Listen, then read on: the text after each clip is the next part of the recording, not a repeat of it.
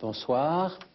Pour ouvrir cette première nuit du Ramadan, intitulée Caravane de nuit, nous avons le plaisir et le grand honneur de recevoir un invité de marque, à savoir Sa Majesté le roi Hassan II du Maroc. Majesté, permettez-moi tout d'abord de vous remercier très profondément de la part du public français en général et de la part des personnes qui pratiquent la religion musulmane en France pour l'honneur et la bienveillance avec laquelle vous avez bien voulu participer à ces émissions. Sire, ma première question relève d'un phénomène qui, moi, me frappe beaucoup. Je trouve qu'en Occident, il y a une très grande méconnaissance du message de l'islam et de la manière dont il est pratiqué. Est-ce que vous pourriez un peu nous dire ce qui, à votre avis, explique cette relative méconnaissance?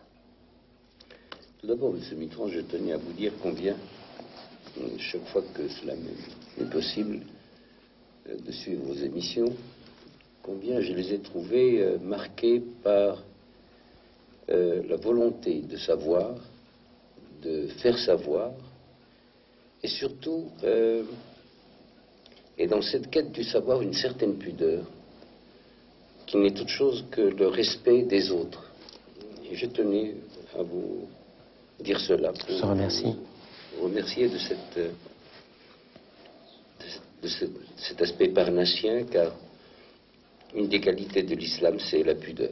Et bien, pour répondre à votre question, je pense que c'est la communication qui fait que l'ignorance s'est établie par rapport à ce qu'est l'islam, la civilisation musulmane, la culture musulmane. Il fut un temps où vos savants, dans le Moyen-Âge, allaient quêter le savoir en étudiant l'arabe, en étudiant la médecine arabe, les philosophes arabes. Les échanges s'étant inversés, c'est nous qui sommes allés à la quête de l'Occident.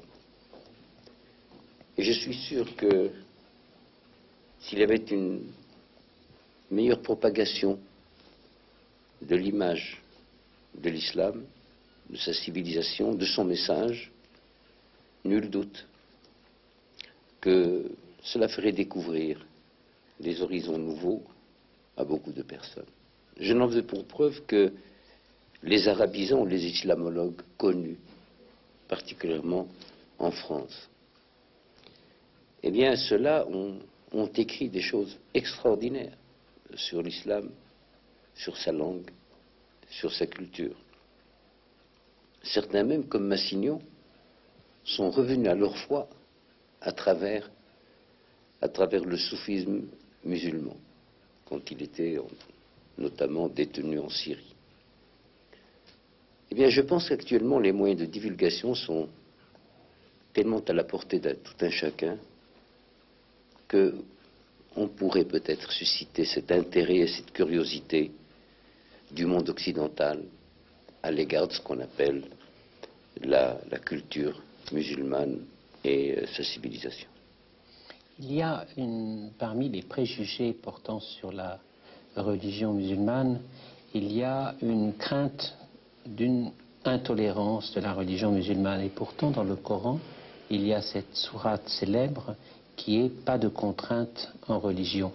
Comment doit-on se situer face à cette controverse? Encore une fois, c'est l'ignorance. Il n'y a pas que cette sourate dans le Coran. Il y a ce qu'il y a dans le Coran, particulièrement dans la sourate de la vache, à la fin de la sourate de la vache, dans laquelle Dieu dit, nous, dans une des prières de la fin, nous croyons en tous les prophètes de Dieu. Et nous ne faisons aucune différence, ni n'avons de préférence pour aucun d'entre eux. Parmi les préceptes du prophète, sur lui soit la bénédiction, lorsqu'un musulman se trouve dans un pays qui n'est pas musulman et qu'il recherche un lieu de prière, il lui recommandait, et qu'il n'y a pas de mosquée, il lui recommandait d'aller d'abord chercher s'il y a une église ou une synagogue, et s'il trouve l'une ou l'autre, d'y accomplir sa prière, plutôt que de le faire dans la rue ou sur une place publique. Je pense que l'ignorance ne peut amener avec elle, dans son courant, que l'intolérance. Du reste, le mot générosité, qui s'employait au XVIIe siècle, avait vraiment ce sens-là. Quand on disait d'un homme qu'il est généreux, ça voulait dire qu'il donnait intellectuellement, mais qu'il acceptait aussi intellectuellement et sentimentalement. Je pense qu'il n'y a pas de dilemme. Il y a encore une fois une ignorance. Est-ce qu'il ne faut pas beaucoup se méfier d'un sens quelquefois dévoyé des mots, qui est un parallèle de l'ignorance? Par exemple, nous entendons souvent dans la presse en Occident utiliser le terme « les fondamentalistes » et pour désigner en fait des mouvements qui, à mon sens, dévoient le message de l'islam. Est-ce que je me trompe? Comment peut-on utiliser ce terme fondamentaliste que l'on entend si souvent? Eh bien, la langue française a cette chance, c'est qu'elle a deux mots pour parler de ce phénomène. Vous avez le mot fondamentaliste et intégriste. Nous, au Maroc, nous sommes fondamentalistes. C'est-à-dire que nous sommes restés à l'état le plus près des fondements de la religion musulmane. Mais nous ne sommes pas des intégristes. Par contre, en anglais, il n'y a que le mot fondamentaliste. Il n'y a pas le mot intégriste et fondamentaliste. Les intégrismes, il y en a dans toutes les religions. Et chez nous, il y a un hadith du prophète qui dit: la religion est facile, n'en faites point quelque chose de difficile, car si vous veniez à la suivre à la lettre, elle vous vaincrait à la fin. Alors, pourquoi donc aller chercher un intégrisme, une sorte de masochisme à l'égard de soi-même, qui se transforme en sadisme et en intolérance à l'égard des autres?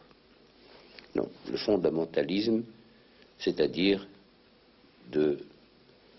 c'est s'attacher aux sources, s'attacher à la vraie philosophie de la religion. Et notre philosophie musulmane, c'est la tolérance, c'est la cohabitation, et c'est la compréhension de l'autre. Question d'un néophyte, Majesté. J'ai récemment voyagé beaucoup en Extrême-Orient. Oui.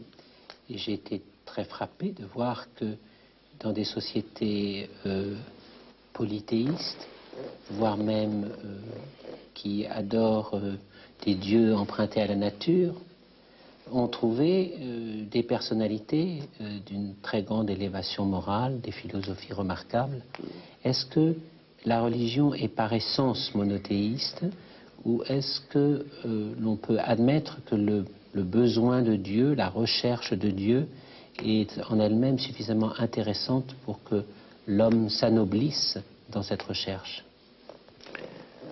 Dans la religion musulmane, comme dans la religion chrétienne, comme dans la religion hébraïque, la recherche du perfectionnement vers la connaissance de Dieu n'est pas interdite, bien au contraire, elle est encouragée. Mais elle ne saurait être que pour mieux connaître l'être unique, le Dieu unique. Ce qui caractérise les trois religions révélées, c'est d'abord que sur le plan de la concaténation historique, elles descendent toutes de par leur prophète d'Abraham, et qu'elles sont pour le Dieu unique. Mais le Dieu unique n'est pas un Dieu inique. Il vous permet de le rechercher, en plus que dans les livres sacrés, d'aller à sa recherche dans l'univers, dans tout ce qu'il a créé. Et je pense qu'il n'y a pas de contradiction entre la recherche de Dieu dans les livres saints et la recherche de Dieu dans l'univers, bien au contraire. On adore Dieu, on contemple Dieu dans ce qu'il a créé. Mais il est certain que aller à sa recherche par des pratiques polythéistes et non monothéistes serait, à mon avis, une hérésie impardonnable de la part de ces trois religions. Bien sûr. Ce matin, à la télévision, je voyais l'abbé Pierre.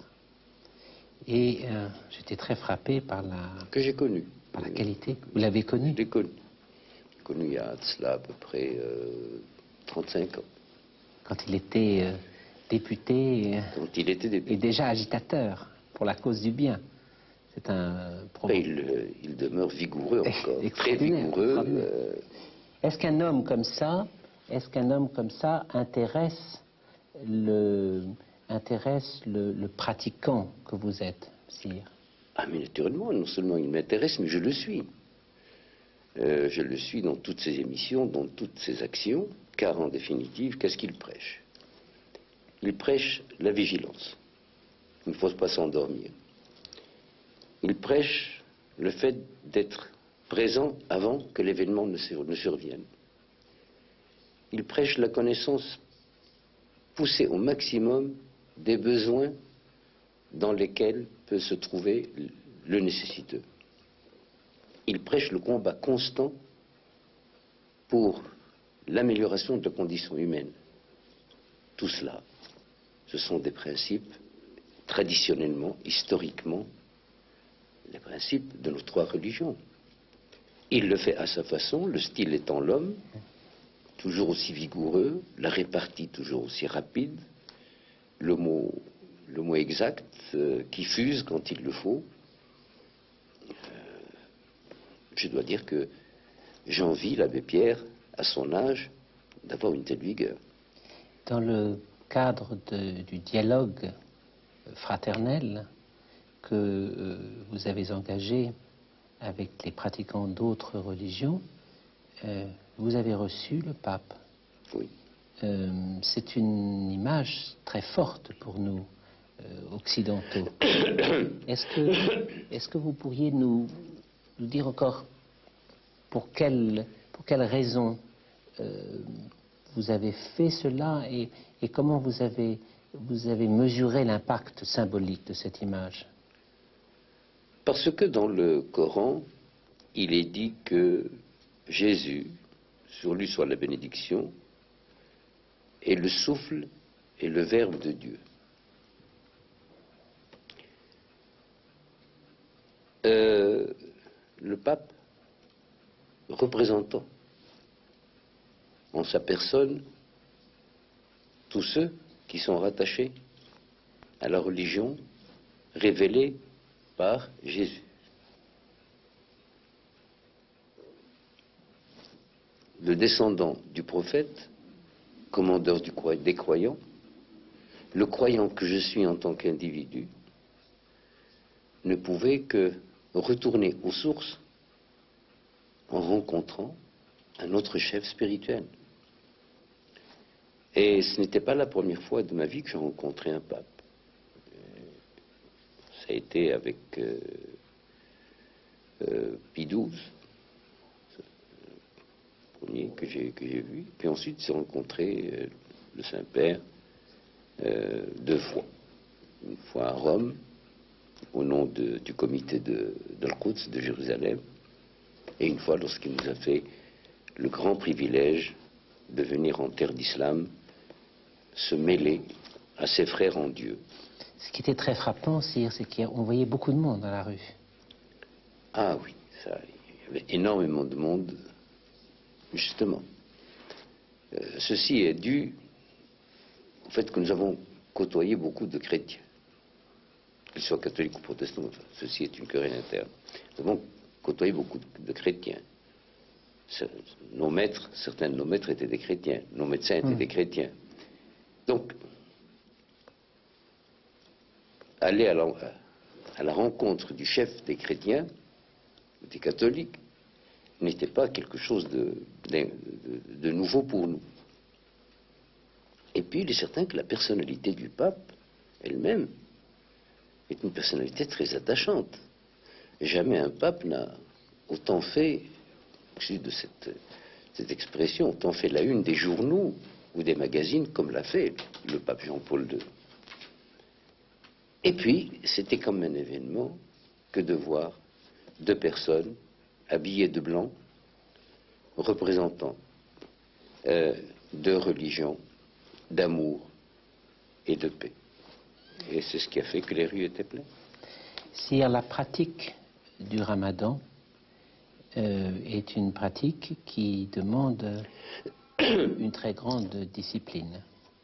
À cet égard, elle est exemplaire de toutes les autres pratiques d'une religion. Que pensez-vous de ceux qui ont du mal à l'observer dans un pays comme la France, car toute la société est organisée sur un autre rythme? Quel mot voulez-vous leur dire à ceux-là qui font cet énorme effort? Je leur dirais d'abord qu'ils ont beaucoup de mérite, car le ramadan, c'est une ascèse, mais une ascèse qui devient beaucoup plus facile lorsqu'elle est pratiquée en communauté. Deuxièmement, il est certain que plus on va vers le nord, plus les journées sont longues, contrairement à ce qu'on peut penser, et les nuits sont courtes. Enfin, les horaires de travail ne sont pas ceux appliqués dans les pays qui font le ramadan, les pays musulmans. Tout cela fait que ceux qui s'adonnent à cette ascèse, à cette pratique du ramadan, méritent notre admiration. Et je suis certain que Dieu leur en saura gré. D'une manière générale, si la pratique d'une religion est appelée ou n'est pas appelée à évoluer avec le cours des temps, avec les découvertes scientifiques, avec tout un ensemble de choses, comment est-ce qu'on peut se forger ou écouter ceux qui savent de manière à avoir une morale de ces évolutions de la pratique? Mais d'abord, il faut avoir une certaine hérédité. Et dans notre hérédité musulmane, nous les musulmans, nous n'avons jamais brûlé quiconque sur un bûcher. Ce que les autres ne se sont pas privés de faire. Vous n'avez pas dit, c'est moi qui le dis. Je ne l'ai pas dit. Mais on n'a jamais brûlé quelqu'un pour sorcellerie ou parce qu'il disait que la terre tournait. Donc, nous sommes ouverts de nature. Et c'est ce qui fait que nous sommes évolutifs. Du reste, du temps du prophète déjà, la religion avait connu des évolutions. Il était dit qu'il fallait couper la main du voleur. Bon. Eh bien, comme tous les droits pénaux, la philosophie du droit pénal, c'est l'exemplarité. À telle enseigne que la peine de mort n'a commencé à être abolie que dans les dernières décennies. Jusque-là, c'était quelqu'un tué, il faut lui couper la tête parce que ou le pendre. Mais tout de suite après la mort du prophète, en cas de sécheresse, le khalife Omar a dit il ne faudra surtout pas couper la main des voleurs. Déjà la circonstance atténuante. Si naturellement on venait, je parle pour mon pays, si on venait à le faire, et je crois qu'à ce moment-là, les charges sociales qui devraient peser sur l'État pour avoir créé un indigent matériel et un incapable manuel deviendraient assez lourdes et que ce serait vraiment en plus caricatural que de dire un tel va aller toucher sa pension parce qu'on lui a coupé une main. Non, il faut être évolutif. Le dogme, lui, ne doit pas être touché. Mais il faut s'adapter à son temps.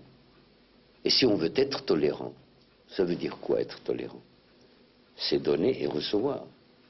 Et si l'on veut recevoir, il faut être le réceptacle voulu. Et si l'on veut donner, il faut apprendre la méthode pédagogique pour donner. Donc c'est une adaptation continue de la part du croyant.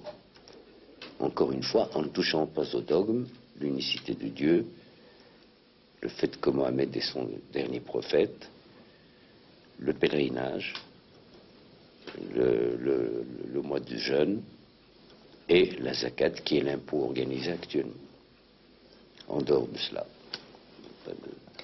Sire, nous avons visité la magnifique mosquée Hassan II à Casablanca.